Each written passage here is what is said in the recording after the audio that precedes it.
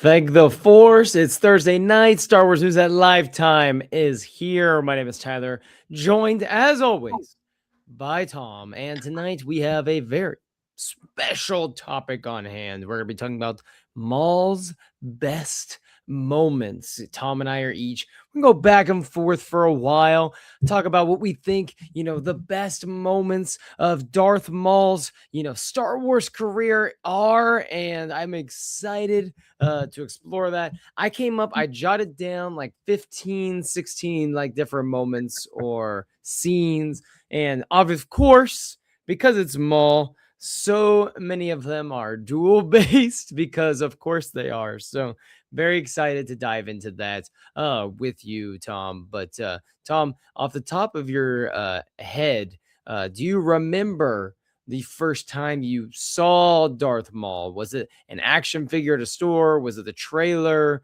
Was it in the when was it? So I think there might have been images released before the trailer came out. I'm trying to remember the timeline. It's been quite a while, but we did speak about the first time that we saw the double-bladed lightsaber. I was in the theater. I bought my ticket for a movie I wasn't going to see because I was there to see the trailer to The Phantom Menace back in November of 1998. Went with a coworker. And when that double-bladed lightsaber came out, the audience went nuts. It was such an iconic moment. So I am, like they say, are you ready for some football? I'm ready for some Darth Maul tonight. A lot of Maul. It's one of those things where the Darth Maul merch just goes hard. And I wish I should have taken a picture of it. I have. You know who Jake? You ever heard of Jake Bartok? Sounds familiar.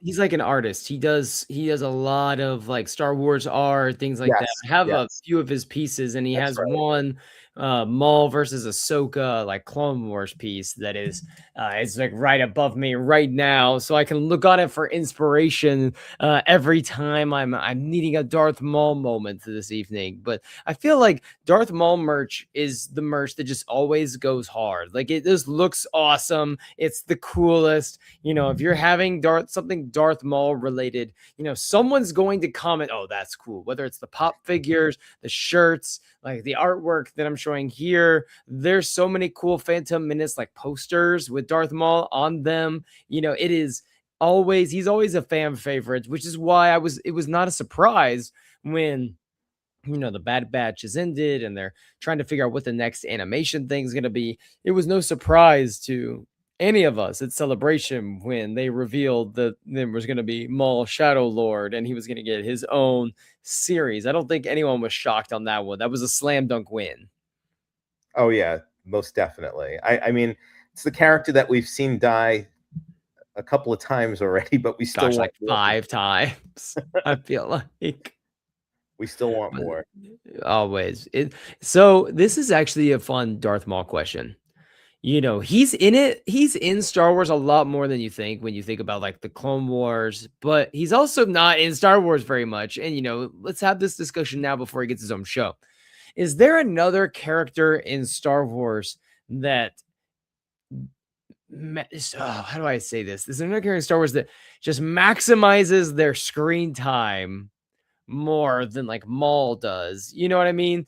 Where he's not in it as much as like say Anakin, Obi-Wan. You have like the main titular characters like Luke, in the movies of course, but when he is on the screen, like you just know the moment is here and it is just going to be epic. Is there anyone that can beat him in just 10 out of 10 hype that often? I almost equate it to like a sitcom where there might be like something like The Office where it would be like which characters lead in laughs per line, where sometimes the ancillary characters, you every time they're not there very much, but you laugh so much when they are there because they're used so sparingly but so well. I feel like that's Maul. He isn't always in the forefront of everyone's mind in Star Wars, but boom, when he's there, it's awesome. Is there anyone that can match Maul in that surpasses him? Well, I would say Vader is up there, of course, but Vader has a more prominent in the scenes he's in. They're basically Vader, they're more prominent plot, I guess, based scenes. But yeah, I mean, when he's there, he owns the screen, and whenever he shows up, it's always there's always going to be some kind of impact there. And like you said, they use him very economically, I feel. Uh, Mm, I mean, when you think about his character in The Phantom Menace was really this one-note assassin, and how Filoni, on the request of George Lucas to bring him back, how they developed that character so spectacularly. yeah. I was trying to think, and Sidious was one that came to mind, but like the not the Palpatine side that we get so often in Clone Wars, but more of like when he dons the hood and you get like a Sidious moment in the animation is always nice, or even that brief cameo he had in Obi-Wan Kenobi, but it's not the same as Darth Maul. It's just not the same. Just get to completely different characters. The vibes are different, and he is worth having his own series, but I am so curious to see how we feel afterwards. Like, because sometimes you can have too much of a good thing. And that's part of this. The only concern with Maul Shadow Lord is, are we going to get too much of a good thing with Darth Maul? Yeah, and I speculated on this before. I think we talked about how this doesn't feel like it's going to be a multi-series. I'm sorry, a multi-season series with Right. Shadow Lord. It feels like it's maybe going to be a limited series, maybe one season. I think that this will probably tie up that gap that we have between when he comes back in Clone Wars and then when he appears in Rebels to his end. Spoilers, but this is gonna, I guess, tie up that period and what happens around that. So I feel like this should maybe close out. I mean, I always want more here and there, and I wouldn't mind seeing him show up in other forms in Right. comics and maybe a Disney Plus series in depending on the time period or the era. If they go back and explore Crimson Dawn and some of the things Mhm. from that era. Right. So, but yeah, I mean, I think that I just have the feeling that this, he's the spotlight character of the series. I feel like this is may possibly tie up his story. Mhm. There were a few new quotes from Sam Witwer that were making the rounds, and I'm really, really excited to. He's going to be in Orlando MegaCon March 19th to the 22nd. I think he gets there, and I'm really excited because for one, I have this Battlestar Galactica like artwork, and I really want him to sign it because I Mm. I like his character in Battlestar, but that's one of my favorite shows. And I also don't think he probably doesn't get asked about Battlestar Galactica much anymore, given all how much Maul has taken off. So I'm excited to do that. But he's gonna have a panel, and he put a little video out there saying like he's excited to talk about what he can't talk about with Maul Shadow Lord with everyone. So I am excited because I'm sure they're gonna do some sort of Clone Wars reunion panel where they'll have a couple questions for him about Maul Shadow Lord, and he'll probably regurgitate a lot of the same things he's been saying, but it's always fun when you get to hear the same regurgitation in person, though. That's always adds like a little bit more level of shock and awe, even if you've heard it 1,000 times. Yeah, I mean, I don't think even if this may Mm, be the end for what we see of Maul, I definitely want to see more of Sam Witwer.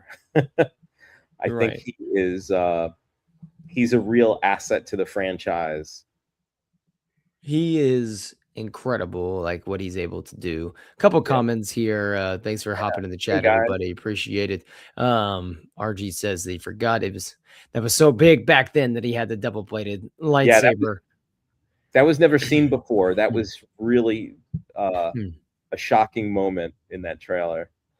Manslayer in the chat saying pretty much on March already. Yeah, March is this weekend, and 10 months to 2027 and the 50th anniversary of Star Wars, which is insane that we're 10 months away from probably thinking about when our big trailer for Starfighter is going to come out. You know what I mean? Like we're probably 10 months away from that, and 8 weeks away from Mando and Grogu, 85 days away Wow. from Mando and Grogu.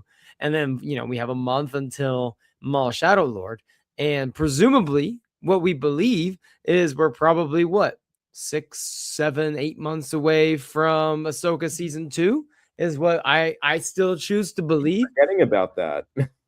So it's gonna be jam-packed. Like, it's going to be jam-packed and exciting for the next year and change. And there's a lot to be hopeful for, I think, in this world dominated by sadness in Hollywood right now. I don't know if you saw the like the CBS or the Paramount and Warner Brothers news that looks like they're gonna completely take over and just monopolize, half of Hollywood, it feels like, which is just terrifying.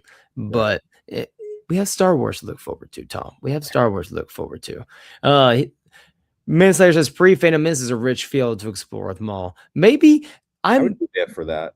You'd be down for that? How would you want that presented? See, to me, I'm like, I almost kind of want a book or a comic series with that, or like a video game. I don't know, something. Animation maybe is fine, but nothing. But I almost kind of don't need to. I would rather that be like a fun little one-off story that I could read. Yeah, that works. That works. I love the Darth Plagueis novel, and if you're a fan of the Phantom Menace, you should really read that. I don't know if it's canon, if it's still considered a Legends novel, but they call it. It's considered essential Legends. Yeah, okay. It is essential. You have to read it because it really. I kind of when I read it, I was like, oh, I wish they started episode 1 there, because they really dive into the backstory of Palpatine. Now, I don't think there's really any room for Maul there yet. You can. There are ways that you could get him into that, but I would love, I'm just fanboying, but like maybe a limited series on that would be pretty cool. If it's animated, I'm fine with it, but a live action would be pretty awesome too, since they kind of teased Darth Plagueis in Acolyte. James Luceno is one of the best Star Wars authors. Like I love James Luceno. So, here we go. I feel like one of the reasons it's going to be more than one season, if we were going to close up that gap, that's a big gap for just one season. Talking about Maul going from, where they're starting the season to, Crimson Dawn Maul and what we see in, Solo. When they say more than one season, I could see 2 at most. A lot of these is 3. To me, Maul's just a character. I just don't think you want to keep wringing that out till it's completely dry. Like I think it's best. Maul is best left to where you can have a series. Yes, we want the series because Maul's a great character, but I don't want to get to the end of Maul's story like, yes, it's finished. Like I have so much of Maul now. I have everything answered. Like there is a level of, I feel like you almost as a company or when you're making something, you want to end, with people still wanting more. You want to end one season too early sometimes rather than one season too late. And I feel like the same thing with like sports. Like it's always probably better. It's like Bill Belichick's thing. I'll get out on a player 1 year too soon instead of being 1 year too late. And that worked for 20 years. So I kind of adopt that same philosophy here with Maul. I think he's one of those characters where I'd rather be left going, man, I want more Maul versus, all right, kind of have enough Maul. I don't know if he's a kind of character I just want to spend 3-4 seasons with. Yeah. I don't know how much they can mine for multiple seasons. I mean, I don't know. I don't know if they're turning this into the next Rebels or Clone Wars. I just don't know if there's enough material. It depends on what they give us. We'll know. What is it? 4 weeks. 4 weeks, and then 4 weeks after that, we'll have the end of the season because it's only a month long. Because it's was it 2 episodes a week, or it's 5 weeks maybe? I guess because I think it's like 5 weeks. There's only like 10 episodes in the season. Okay. Yeah. So we'll know by then. I don't know. Yeah. I mean, I'm sure they could, have the story, excuse me, go off in different tangents. And I know that Maul is a favorite of Filoni. So I don't know. I mean, he's calling the shots now. So we'll see what he wants to do, like with Ahsoka. You know, his characters are kind of, not that he created the character, but he was really responsible, I guess, for giving us the Maul that we see now. This So is this is a funny comment from Mans there. Says there's a segment where we choose our favorite set of legs from all. I'll tell you right away that for me are the ones he gets from Mother Talzin when he's brought back from Cuckoo Land. And trust me, we're going to talk about his legs yeah, that he receives maybe we for should segue. sure.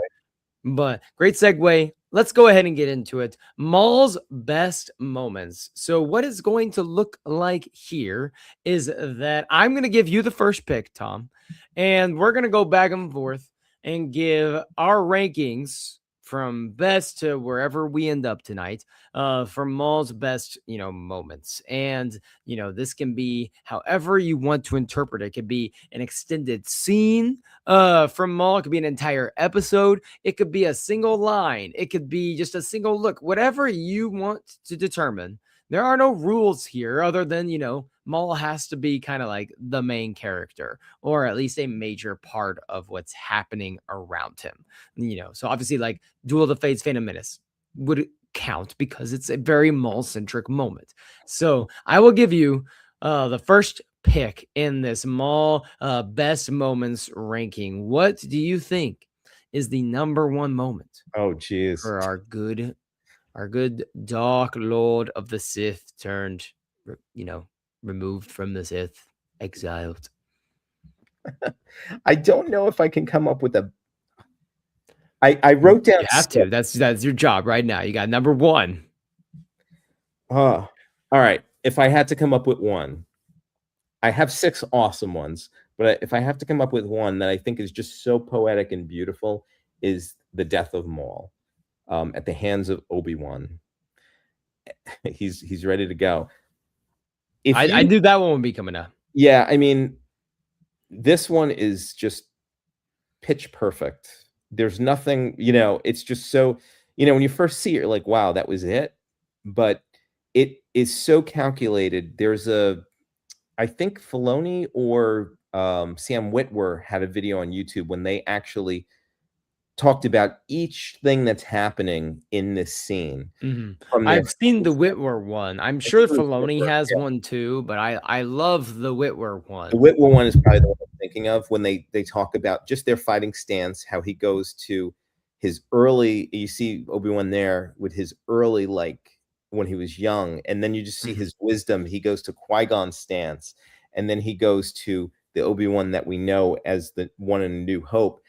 And what's so beautiful about this scene is when he's holding him at the end, it looks like it's almost like religious imagery, almost like a pieta, if I'm saying that word right. If you look it up, Google it, of the way he's holding him, and talks about that he's protecting the chosen one, and then Maul is his last words, he will avenge us, right? I think that's what he says. And it's almost like even with his last breath, these two warriors that have been through so much, against each other, and just the way that I guess, dignity that Obi-Wan gives him at that moment. But Maul still has that hatred in him that he wants revenge. And Obi-Wan has moved past that. It's such a amazingly executed sequence. Right. So I think that this is where, like, the animated series is elevated to, like, I mean, we're getting close to me, quality like Andor. As far as the storytelling is just incredible, because you're just Maul dying, being a victim of the rage and hatred that has been, implanted in him since he was young by Darth Sidious. And now he is here, unable to let go of any of that. And that's how he ultimately meets his own demise. And what I think also takes place here is he was ready to die. Like, he was kind of ready for it all to end. I think, he obviously won his revenge on Kenobi, but if he gets his revenge on Kenobi, what's next for him after that? If he takes Kenobi out, like, he doesn't, I think it was almost like this sigh of relief for him that he finally got to move on. And it was like Kenobi freed him from shackles that he had, had on him for so long. But yeah, I love that video of them doing this. So that definitely Can't argue with that in terms of a Maul movement, like at all. There's you won't have any argument for me. So number one there for Maul. I'm gonna go differently for pick number two. This one is just pure aura. Like this is just going pure aura, pure vibes. When the doors open, you hear Duel of the Fates for the first time starting to hit, and he ignites both ends of the lightsaber. You talked about in the trailer. But like just seeing that for the first time on a big screen or on your TV, and not having the concept of like, oh, nowadays it's been so long where a double-bladed lightsaber doesn't really have that same effect. Like we've seen it so many times, but just the pure aura that he is putting on in this moment, coupled with what many might consider to be the greatest of John Williams Star Wars compositions that's beginning to play around him, and for what many people probably would say might be their favorite duel in all of Star Wars, might be this one. It is, and in you throw in everything on the line right now. Qui-Gon fighting for the future of Anakin. You have the Force itself almost having this battle here, and it's manifested in Darth Maul versus these two Jedi. But even beyond the fight, just the moment, the entrance alone. Like I'm not even including the Duel of the Fates itself. I'm just saying pure entrance. Like Darth Maul could have jumped down from the rafters at any point or burst through the doors, but he said, you know what? I am going to aura farm right here. I am going to manifest the greatest badass energy of all time and wait for these doors to open. Lightsaber not ignited yet. I'm just going to stand here and look menacing. That is what we see in this moment, and that's why I am putting it number 2 in my first pick. Yeah, I mean, you nailed it. You basically said everything. Like I remember in the theater just seeing it for the first time, and just that, I don't know, that rush when the music starts playing, the double-bladed lightsaber. Yeah, I mean, and that duel did not disappoint. That is definitely one of the best in all of Star Wars. Yeah. Bum, bum, dun, dun. It just choreographed. Like I know every bit of the choreography probably by and heart. It's one of those where that, like the Phantom Menace, like I've said this, it's one of my favorite Star Wars movies. It's in the top 3 for me, and sometimes it's just my favorite movie in general, just because of so much of what this last scene is, the last few scenes here once they get to Naboo again, but pod racing, obviously all that. But Maul is such a big part of that for a character who barely speaks. And my biggest gripe is that he does quote unquote die in this for the movies. I always, I've never been a big Count Dooku fan. I've always been one of those people that says Maul should have survived here, killed Qui-Gon, and Anakin should have been the one to kill Darth Maul in Revenge of the Sith. And that's what, how he ultimately takes Maul's place, is he gives into that anger he's felt for all these years over Qui-Gon's death. That's been my number. That's the only really thing I would change about the prequels, is that's my one change. But in Darth Maul is just in this moment, the energy that he gives in this entrance, second to none. Most definitely. Let me throw back to you here. You got pick number 3. So pick 1, we had to go with, you went with here, with Obi-Wan and, Maul and his death. I dropped us in to the Phantom Menace with pick 2. Where are you going for pick 3? So actually, I was going to pick this one for 3, but I will go to my next one that I love, that I don't think a lot of people talk about, but his Maul's duel with the Emperor and Savage Opress in, I believe it's in Clone Wars. Yes. That to me may be the best duel I've ever seen in any media of Star Wars. That if you go and watch that, just the choreography of that fight and what's going on, to me was just the animation was so impressive. I I have a bit of a background in animation, and I know how hard it is, and I know that for a lot of this they do sometimes motion capture, but this Mhm. duel is just sick. Like and I'll talk about another one after that that most people are probably thinking I'm going to mention next, which I probably will. But there was another duel too. There is another, but this one to me, there's just something about it. The way it's done is just so amazing, and how Palpatine owns these like amazing like warriors, and how Mhm. Palpatine just like gives them the beat down. But it's So just so well there's a few things so well. about this duel. Okay, so number one is the absolute absurdity that Palpatine like would need to leave Coruscant just to go do this. Like it's actually kind of funny. Like there's no way that he would do this. There's no way that he would or should do this.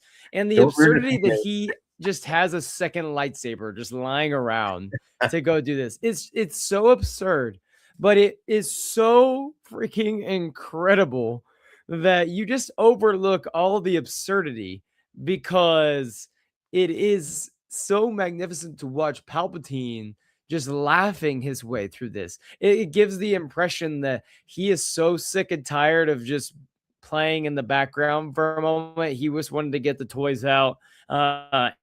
And go play some pickup ball with the boys and show them like, all right, I still got it. Like I'm gonna put them in their place. Like when I was 8, thinking I could finally beat my dad in basketball, and then my dad, who's like 6'2", 6'3", just decides he's not gonna let me shoot over the top of him anymore, and just starts volleyball spiking the ball back in my face. And it's like, all right, yep, guess I got some growing to do still. And not only this though, like he kills Maul's brother in front of him and then doesn't kill Maul. It's just another moment where Maul is just forced to his knees and into submission to who he calls, multiple times the most powerful being in the galaxy. And I wonder if, this moment could get referenced in the show because I don't think Maul has a lot of respect anymore for Darth Sidious by what he's talked about. Like this Empire, from what Whitwer is saying, Maul has no respect for the Empire. And it's not what he maybe thought it was going to be whenever, the Sith came into power again. And I'm wondering if some of his, his reverence for Palpatine isn't going to go away. Like he's going to acknowledge like he is the GOAT. But I don't think that he's necessarily pleased with what's going to be taking place. And I'm just wondering if we're gonna hear any about Savage at all in the show. yeah, I wonder if they're going to. Yeah, that's a good question. I don't know if they will Mm. reference him, but yeah, it's interesting. I have to, it's been a while since I've seen some of these episodes, so I do need to, I guess, revisit them. Yeah, seeing Palpatine dueling was amazing. Manslayer prefers Maul versus Vizsla here. Don't Um, get we're just getting started, Manslayer. yep, yeah. I think that's gonna come soon. Maybe next. So we could talk. So actually, real quick on the Maul and Savage, moment. There is like a funny story. It's not even a funny, actually, no, funny is not the right word, but there is a story that I will share. And my introduction to Clone Wars was very interesting. I watched the first, season or two as a kid. And then for whatever reason, I don't know if like we weren't able to watch anymore, like due to like we moved and we like lost TV for a while or something or whatever. But I didn't watch anymore after the first couple of seasons. And then I got older, got into college, and I still big into the Star Wars, but I was reading more books or different things. And I kind of just fell away from diving super deep into the fandom itself. And then, The Force Awakens comes out and then boom, it ignites everything. And it was 2019 when I finally decided I was like, enough's enough. Like, I'm going to go watch every single animated thing. I'm going to go back for where I was. And so I'm like 20 something years old watching the Savage duel. And I think I called Luke as soon as I watched it because Luke had seen it. I called him and I just was like, dude, I just watched that thing for the first time, and when Luke and I were just like we just like nerded out over it for a while. But discovering this hidden Palpatine duel that I could have watched for 10, 15 years, and I have denied myself of that for so long. It was heartbreaking, but also finally so satisfying to see. Okay, so I'm going to be maybe a bit repetitive here, but this is my next favorite Maul moment, and I'm going to explain why. And it's, I love the fact that he just jumps off and he's fighting. You get a brief image of him fighting Qui-Gon, and you kind of get our first glimpse of Maul. But what I love is that Darth Maul comes speeding in on his little speeder, and Anakin's there and was about 2 seconds away from being decapitated. And Maul did not give a flip. He's just going straight in and looking to decapitate him. And I think there are much better Maul moments, but that to me is it speaks so much of who Maul is a character. He's like, I see the line there, I'm going straight towards it, full speed ahead, leaping off. And this was, the first lightsaber action that we get in the prequels. I mean, we have the opening, sequence with Obi-Wan and Qui-Gon taking out the battle droids, but this is like our first, lightsaber on lightsaber action that we get in these movies. And, just watching this, knowing that there's another duel that you're gonna see later on, and you don't get Maul fully the hood off to see all of it right there in the flesh. You don't get the double-bladed lightsaber yet. You just get a brief glimpse of the magnitude of this warrior. That it just every time I watch it, when I get to this moment, for a lot of people, it starts kind of the decline because it's, all right, now we're going to get into all the politics on Coruscant. But I watch this and I'm just amped for what's to come every single time. And, I love this moment in the desert. And it was the first time you kind of see that, genuine look of fear, like on Qui-Gon's face. And it starts the whole through line of, the prophecy, because now Qui-Gon is convinced that Anakin is the chosen one just because of this moment right here where feels like he has encountered a Sith Lord for, the first time in a millennia, as far as they know. So this to me is just an epic moment that maybe isn't some of the best character work for Maul, but on like a galactic scale, it means so much, and he's a big part of it. Yeah, it was his introduction. Basically, we get to see him fight, what he's capable of, and the heroes narrowly escape.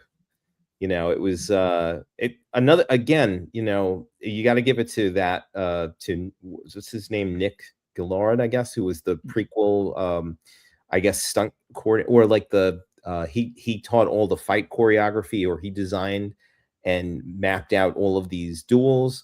And he did an amazing job. And to see that again, again, this is the first time we get to see a lightsaber duel after, so much time had passed. So yeah, this was definitely a memorable scene.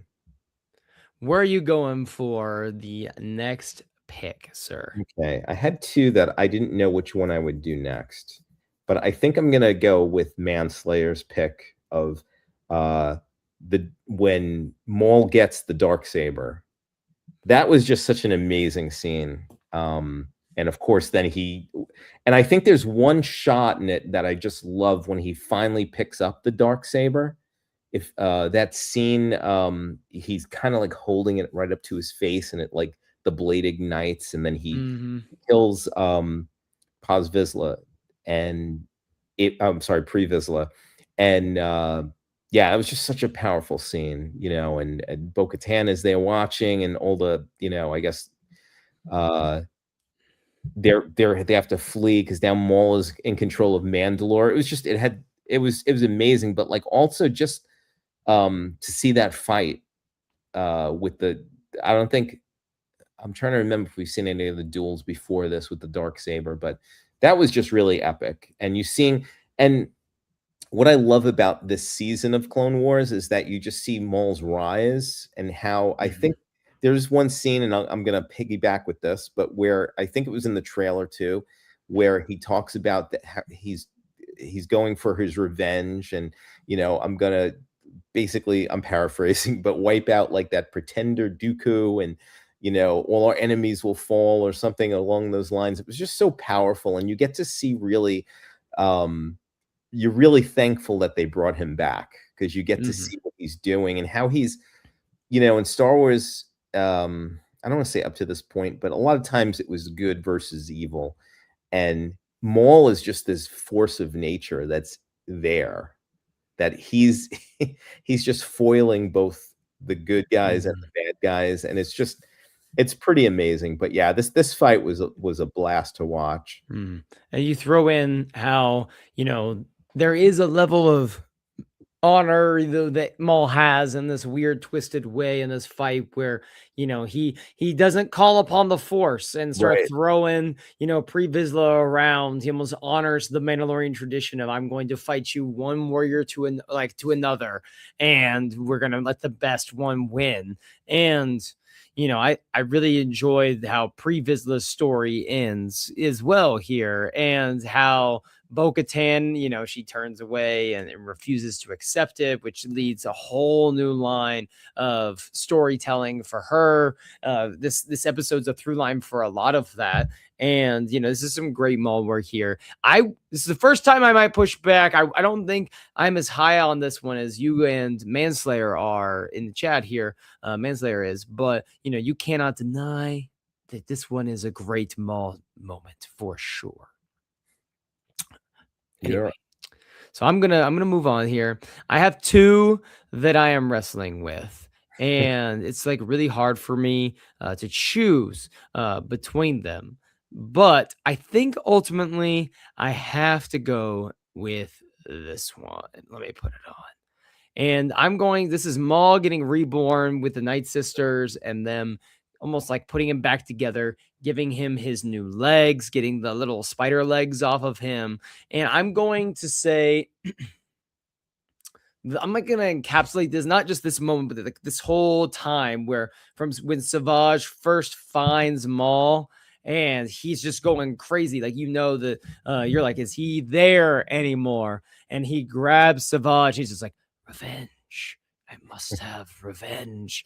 And you just say, okay, like, some of this is still there. And this is the first time, and that would be the first time we've really heard Maul speak a lot.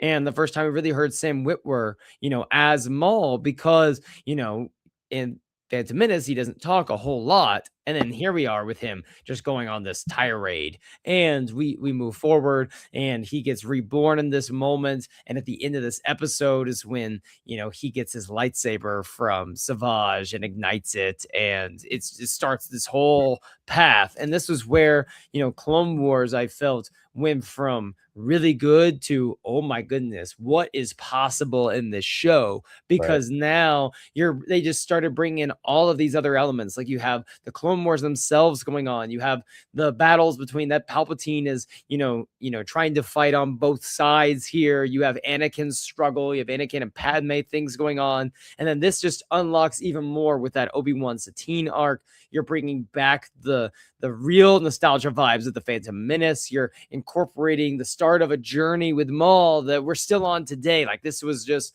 a monumental episode that maybe we didn't even realize at the time how big it would be moving forward. But it's also just really cool to see how they reintroduced Maul. There's the Night Sister element of all of this, seeing how their magic is, once again being worked here. And he gets those mechanical legs, makes for really cool action figures. If you ever have the Maul, action figure with the mechanical legs, I think that this one is just definitely a big time episode for Maul. Yeah, I agree. It was very interesting, and I think maybe along with this one is when we first see him with those spider legs too. I think that was that's not my next pick, but that's so creepy. I just love Witwer's performance. The madness of Maul and his, as they say, his thirst for revenge, but like just the madness of him. And then when he, with the Night Sisters, he kind of becomes more himself. But like when we first see him, he's just kind of like become this grotesque, being. Lost being too. Lost. Yeah. That and I think Filoni's always compared him. We've said this before. is it Sisyphus, the Greek Mhm.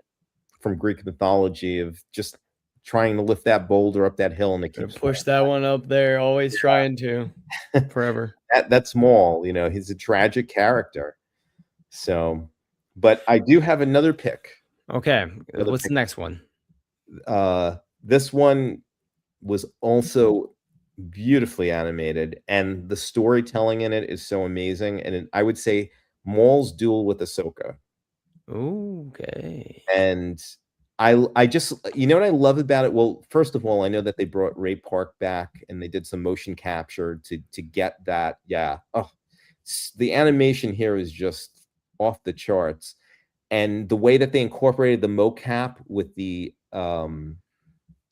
duel was so amazing, because you get to see, it's almost like you're seeing Ray Park perform all again. So it was amazing. But Mhm. also with that, what I love about the story is when he's piecing together Palpatine's plan and it's dawning on him what is happening around them. And it's happening now, like, It's right now. right then, and he's like, but Maul is like, he's seeing it before like Ahsoka's even seeing it. Like maybe she doesn't want to see what's For the happening. Jedi to fall, for the Republic to fall, it already has. You just haven't seen it yet. There is no justice. Like that whole little speech from him is so good. Yeah, I There's just only love this. order that will replace it. So there's two trains of thought that I have with this, like two lines of thought that I have with this one. The first is that I feel like it's really weird story-wise that the giant culmination of Clone Wars is between two characters that never interact with each other the entire show until this moment. Like I think it's a little odd, to to to do that, and that kind of almost makes the show seem like, oh, this show was about Ahsoka and Maul. Like, and Maul's really not a huge part of the Clone Wars in general, like the whole show. He has some of the most important parts, and you could argue in the later season, maybe later seasons, because he's so prevalent in some of the biggest episodes, that it makes sense.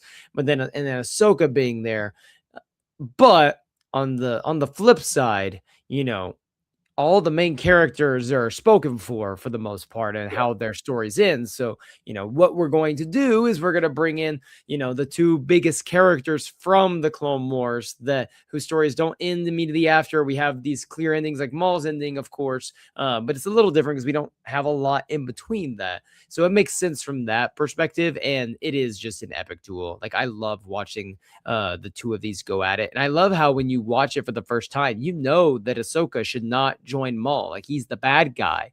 But at the Mm. same time, you're like, what if they could take down Sidious? And you just, even in your own, mind, you're thinking about it. And Ahsoka is, I think, even considering it herself for a moment until she brings up Anakin. Like, what do you want with Anakin? She's like, I'll help. She even says it, like, I'll help you, but tell me what you want with Anakin Skywalker first. Mm. And it's even more heartbreaking because you see in this moment that she is so unwilling to acknowledge the darkness that is in Anakin, and refuses uh to see that. And for Maul, Maul has seen it. He's had a vision.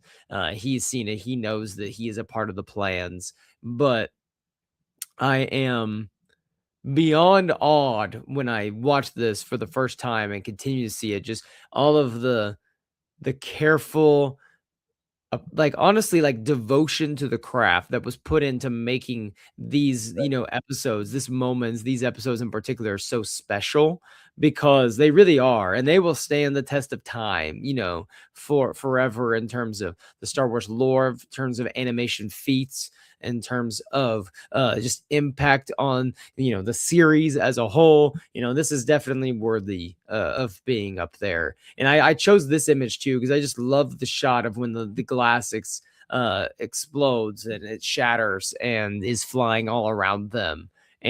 All you're doing is you're just fixated on these two. Yeah, it's just like, again, like you said, so well executed. and you feel it. You know, it's interesting too. Like that was an interesting point you had about them not being maybe, I guess, the pivotal characters that the Clone Wars like, or at this point in the history of Star Wars, that I guess the crux of the story is on. But it's so interesting because they are so related to the people that are, I guess, are Mhm. that's what's being set up as far as Ahsoka's relationship with Anakin, um, and Maul, I guess, with Mhm. Sidious. Like the You know, former fallen apprentices, so to speak, yeah, of the yeah. two people that are gonna bring the galaxy to its knees, you So you're know? seeing it through their eyes, which is an interesting choice. And I just, I mean, you know, we could wax poetic on it, I guess, all night, but like it's just pretty cool. Mhm. At the end of the day, Comes it is down pretty to it. yeah, I can't argue with this one at all. So I have another one here, and I'm surprised. Maybe I shouldn't be surprised that we haven't talked about this episode yet. When Maul kills Duchess Satine in front of Obi-Wan, and that, oh man, when you talk about dark episodes. Yeah, that was dark. Where, Maul is probably at his most villainous in this episode. I mean, you have to really hate someone to be there, and you are going to make them watch as you kill the person that they love in front of them. And it's not like a immediate thing. He's force choking her and putting her through the lightsaber like that. It's such an act of malice that you don't see from him as bad in any other moment. Like, you see, like, it's almost always directed directly at Obi-Wan, but this one is directed, straight at Obi-Wan, but through Satine. And we don't really see that elsewhere from Maul, in the series. It's mostly like, I'm going to go straight at Obi-Wan. How can I take him down? I'm going to go straight at this person. How can I take him down? This was much more, how can I make you suffer in 1,000 ways? And I mean, if you don't get choked up and emotional when you watch Literally. this one, then you don't have a soul. You know, it's funny because I was always so I was so wondering how they were going to deal with, because you know when they brought Maul back that he was going to encounter Obi-Wan again, and I thought they were just going to duke it out to the death. But it's interesting how he wanted to make Obi-Wan suffer. It was very cruel, but like I guess it came into it was in character with Maul. The only thing about this is I felt like I thought Obi-Wan would put up more of a fight. That was something that bothered me, and I have to watch the episode again, but I thought that like maybe if they had Obi-Wan more, I guess, kind of like, you know how they had Maul in that episode with it, in the Clone Wars, the last one, when he's like in that like he's kind of like Hannibal He's like in the forced prison thing. yeah, like but Obi-Wan, I felt like maybe I felt like they should have done that, because I feel like he could have. We have some Obi-Wan slander here on the show here. Yeah, I don't know. Obi-Wan hashtag Obi-Wan lets the teen die. No, I don't think. But I feel like Hashtag Obi-Wan sometimes, hates pacifism. you know me, I'm usually positive on everything, but sometimes I'm like that was kind of strange. Like I don't know if I think Obi-Wan secretly was glad to be rid of Satine once and for he all. He's wanted to like, get rid of the I guess attachment.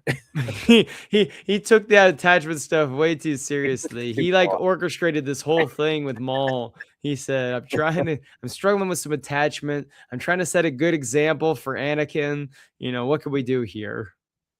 Let's Yeah, make so a deal. I don't know. I felt like maybe if they would have had him like shackled up more, or like in that prison thing, then it would have, to me, made more sense. But still, it's phenomenal. I love this episode, and I love how they did it, and I love the rest of that arc, I guess, on Mandalore.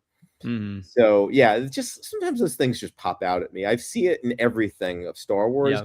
I usually try to be positive and just let it, it doesn't bother me, but sometimes it just to me stands out. Those little things. Okay. Never had that issue really with that one, but I could see it. Do you have any more like the Maul moments that you want to go through? We actually named all the ones that I had. So, and I So know I'll go rapid fire through a few more just to get them out here before we close. I mean, you have the Maul Savage Savage Asajj and Obi-Wan duel that takes place on the ship is so good with the That's good. Tight quarters, and you just see the rage of Maul there for the first time. That was the first love time they met, right? Since yeah. back. Yeah, that was really well done too. There's obviously the scene in Solo where he comes back, and this would have been in 2000 and this is great. So this would have been 2018 when Solo came out, and this was right when I had just started going back and watching through, some of the Star Wars animation and getting caught up with some of these things, but I hadn't got to Maul being alive yet. So I saw Maul here, and I was so confused. But I was like in awe. I was so excited. And then I felt like, am I a real Star Wars fan? I don't know how this is. How did I miss this? And so that was when I'm like, okay, this is not going to happen anymore. And that's when we really dove, and just the love for it all just came, back. I'm with Manslayer here. The shot I don't like, the light of the saber. Let me Black Tuesday Maul looks kind of weird. I did think Maul looked a little off in this one. Like they went too hard to make him look like an older version of himself. But I was just in shock and awe of him returning. Yeah, that was pretty awesome. It was so out of left field. And then I know we have short on time. Let's rapid fire through these last couple here. There's the Ahsoka Kanan Maul fight in Rebels, and there's even a brief moment where they're all three fighting together, which is a fascinating one as well. I think it's worth mentioning. He has this whole time in Rebels where he's an extremely important character, and you have the stuff that he does with Ezra, and Ezra sees the dark saber there, and that's where Sabine ultimately picks it up, and there a whole lot of things going on there with the oh my gosh, with the visions and him trying to figure out where Kenobi is. So, it's worth mentioning those as well. And then last one I put on here, and this is just for vibes alone, was when he was meeting with Black Sun. Oh, yeah. And then he had Savage throw his lightsaber and just behead all of them. It was absolutely insane. Good family entertainment. So that was pretty sick for the kids. Since knowing, reading some of the what was the novel with Caesar, why can't I think of it? Dash Rendar, that one that came out. Yeah, I'm blanking on it. You guys might have to help me out.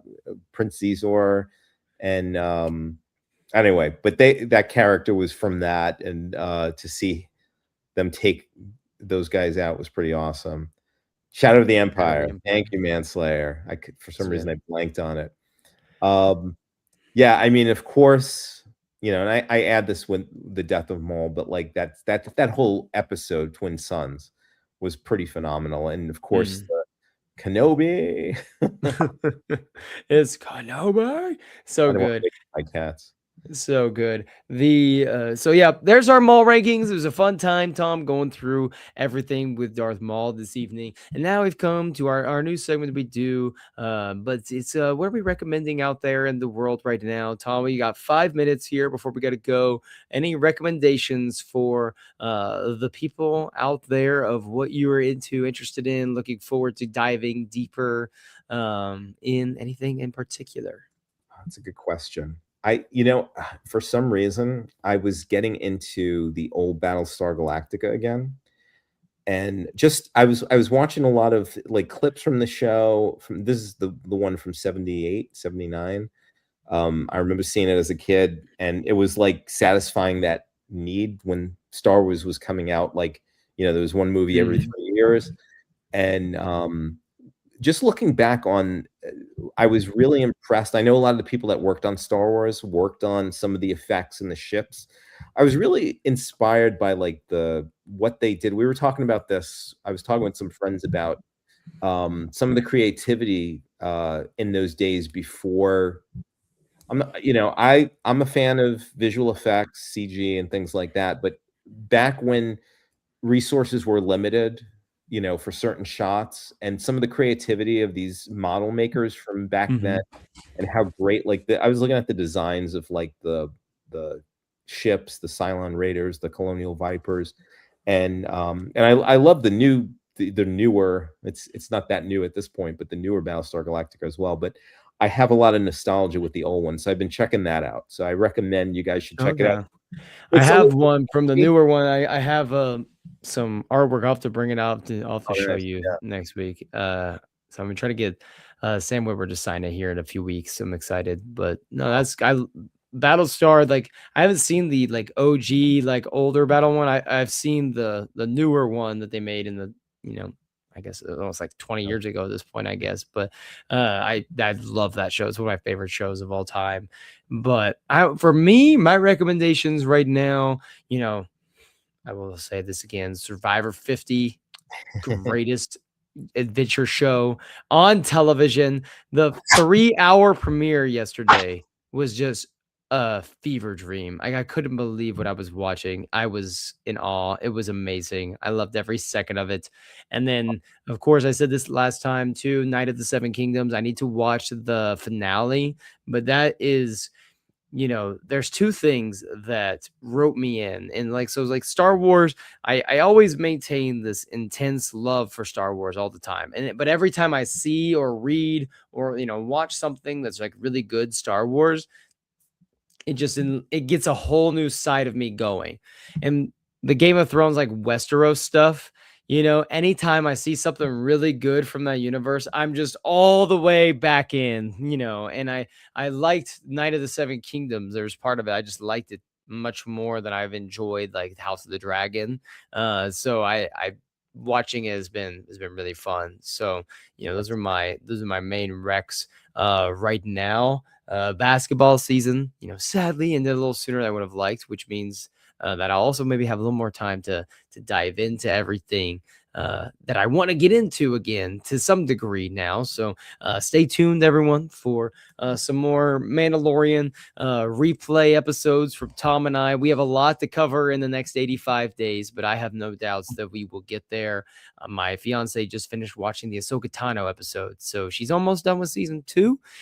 Join Star Wars News Net for all your Star Wars news and needs. We will be here. Luke and I will get together to record the next episode of the Timeline Show before we turn 90 years old, I'm sure, at some point. And follow me on TikTok at Star Wars Book Dude. Tom, thank you for hopping in, talking some Maul this evening. It was a great and glorious time. And in just a month, we'll be talking about, some Maul Shadow Lord on our screens. So that's really exciting. And everyone in the chat, thanks for hopping in this evening. Really appreciate all of you. Reach out as always if you ever want to talk more Star Wars in Discord. We'll see you next week on Star Wars News Net Live, 10 o'clock Eastern time for Light and Life. Remember, we are all just hoping someone avenges us like Maul did. Good night, everyone.